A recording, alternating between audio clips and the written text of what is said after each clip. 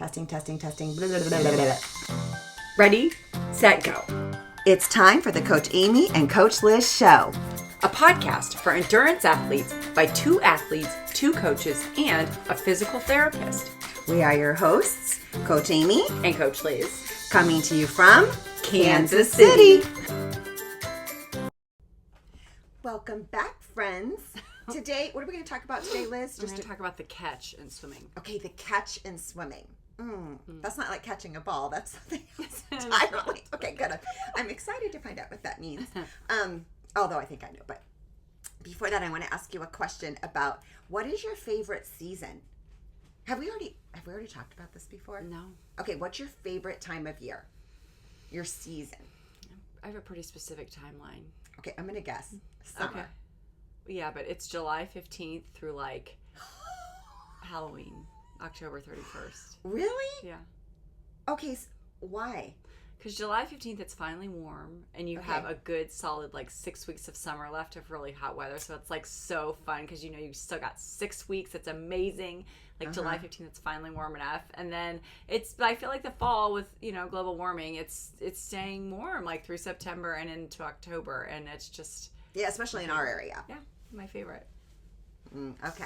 Yourself? All right. My favorite is fall comes first, then spring. I don't like spring. Why? Spring is my nemesis because everybody wants to pretend it's so warm and sunny, and it's still cold as.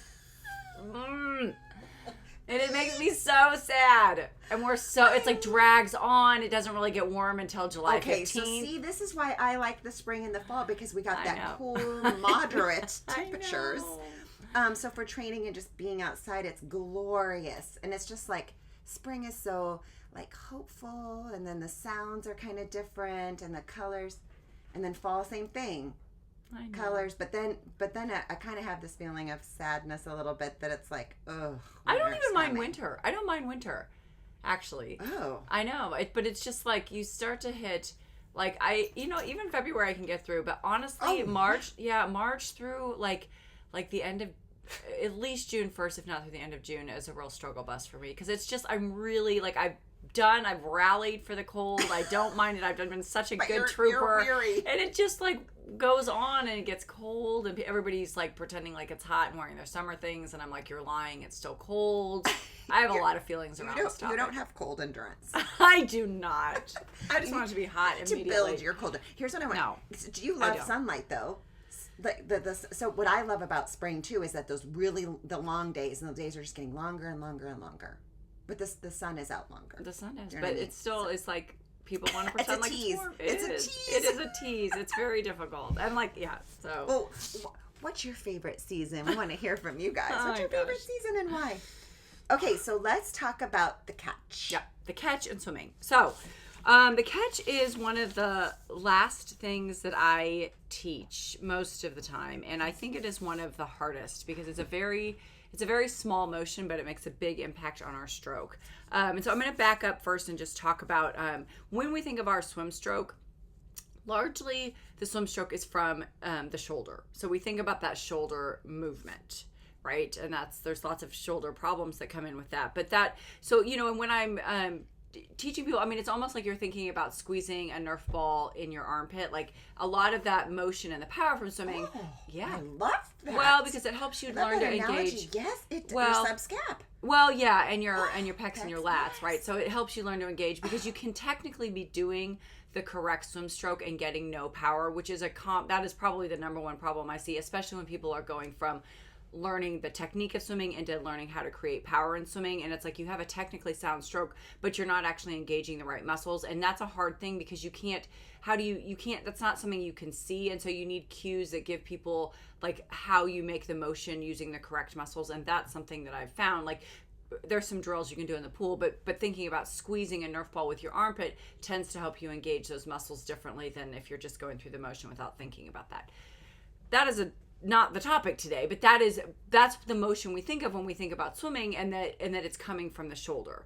And this, let me make sure. Hang on. Okay, so the part of the the place that we're going to talk about in our swim today, for those of you that are swimmers, I want you to think about your arm overhead right before you're going to start your pull, right? And for those of you that are familiar with swimming, that's kind of the end of your reach and glide. So your arm is overhead, and you've reached out as far as you're going to, and then you're about to start your pull. So is it right after the hand enters the water, or are we talking about right before? No. So your hand has entered the water. You're starting your reach and glide. So your hand, and I am going to find a video to put in the show notes for this because it's just confusing as shit to be talking about. Okay. You're going to need to watch the video. But so you've entered, when your hand enters the water, then what happens is that it enters and you reach. Yes. You reach to get into the position where you're going to then start the pull. Okay. So at that point, most of us, when we're learning to swim, we start the pull as a motion from our shoulder. Okay. But let's stop for a minute and think about that. If your hand is overhead and you are just simply pressing down to start your pull, right? That shoulder, like pushing straight down to pushing the pool. Straight down. Yeah. A motion from the shoulder. What happens when we press our hand straight down? It pushes our body up. Yeah, up out of the water. Up and out we of lose the water. our momentum forward. Yeah. Right. So if you're pressing up, what you're not doing is moving forward, right? And so the catch is what addresses that. And what I think about the catch is like it's setting your arm position up to help you catch the water in a way that will move you forward. Now the thing about the catch is that it is a motion from the elbow. It is not a motion from the shoulder, and that gets really confusing for people. And it's also it's a more refined motor skill, and that is part of why I teach it so late, because when you are learning to swim and you are trying to get down these very rudimentary movement patterns while you're trying to breathe and there's so much going on, your brain just does not have the capacity to think of something more refined like the catch. Like, we're not moving from the elbow with the catch, or we're not moving from the shoulder with the catch, we're moving from the elbow. And so there's a lot of conversation in swim circles about the catch, but it's actually one of the harder motions to teach and one of the later things I teach, because it's not until someone has the capacity with their swim stroke to focus on a refined motor skill that you want to throw that in. Yeah, it's kind of like the icing on the cake at the end. I mean, yeah, it's a really important part of the stroke, so it's not really the icing on the cake, but it is. Oh, but the icing is so important. I don't want cake. Well, that's icing. true. It kind of makes the but whole it's cake. like, so I mean, I guess you could kind of say it's the icing on the cake. That's okay, just good go analogy. with my analogy. We're gonna go with it. I mean, that's but fine. What happens at the elbow then? I'm super curious. So the elbow. So what you're thinking about is that it's really just a small downward tick of the elbow. And so what you're thinking, so when you read about swimming, you'll think, they will often say that the fingertips are beneath the elbow or beneath the shoulder. Okay. Right? Also confusing if you're listening, we'll put in a video. But that catch is what allows that to happen. So it's just a fine motion from the shoulder down here so that it drops the angle of the front of your arm, so that when you start that movement from the shoulder, now your arm is in a position that when you pull, it's moving you forward instead of pushing you up. Yes. Okay, so you guys can't see Liz, and she's going to put the video in here, but what she's doing is bending her elbow ever so slightly so that her hand drops below. Yes. Okay, so it's slight. It's not a huge bend. It's not. It's just a little. It's just a little bend. Oh, and I like that. I never knew that. Yeah, and it's really important, and that leads into the whole conversation about, in swimming, you'll hear about like high elbows in swimming, which is also something that people get super confused about.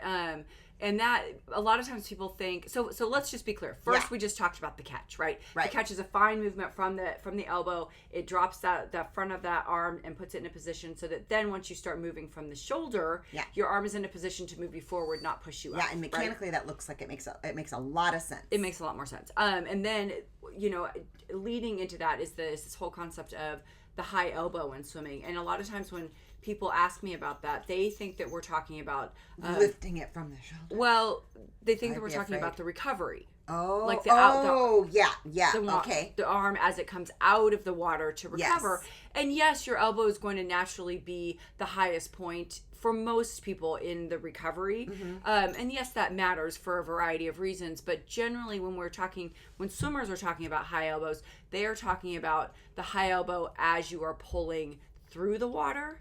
And the reason that, like, when you do that catch, you kind of set up that high elbow. So now your elbow is higher than your fingertips. And as you're pulling, that elbow stays above the fingertips as you go through. Yeah. What happens when that elbow rolls underneath is that then you've lost all of your ability to move the water. Yeah, your pinky is now facing the bottom of the pool, and you're just slicing through the water instead of having the palm facing. Yes. And you guys, when she's saying like that, her hand is below her elbow is still, it's starting to gravitate below her shoulder, so the elbow is not above the shoulder at that time, but just so you guys know. But it's not, it has not rolled under. It hasn't rolled under. It's like high, meaning high towards the top of the water, not low towards the bottom of the pool, but not above the shoulder. So that's a video is going to be super helpful. But it makes sense because then instead of pushing the water towards the floor of the pool or the lake or ocean or whatever, you're grabbing that water and pushing it behind you along your body.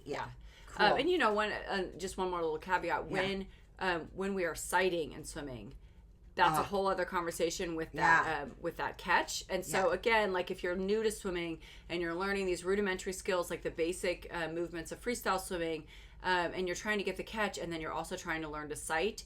There are nuances in those movements that can make it feel confusing. Yes, and we talked about that in an episode a little bit ago, and because when you're sighting, you actually are wanting to kind of lift up and look ahead, lift up your body a little bit so that you can look ahead versus. And you do need, and so at that point, you do need to learn how to press and then do the catch and then finish your stroke so that you don't lose 50% of your swim stroke. That is a far more advanced conversation than we're going to cover here. But just, you know, if you're struggling with that, just know that that's because there's some nuanced movements in there that really require some things from your brain, and you just honestly may not be there yet with your swimming because you need to be able to focus on that and have all of the other things basically be habitual at this point, so your brain's not trying to survive.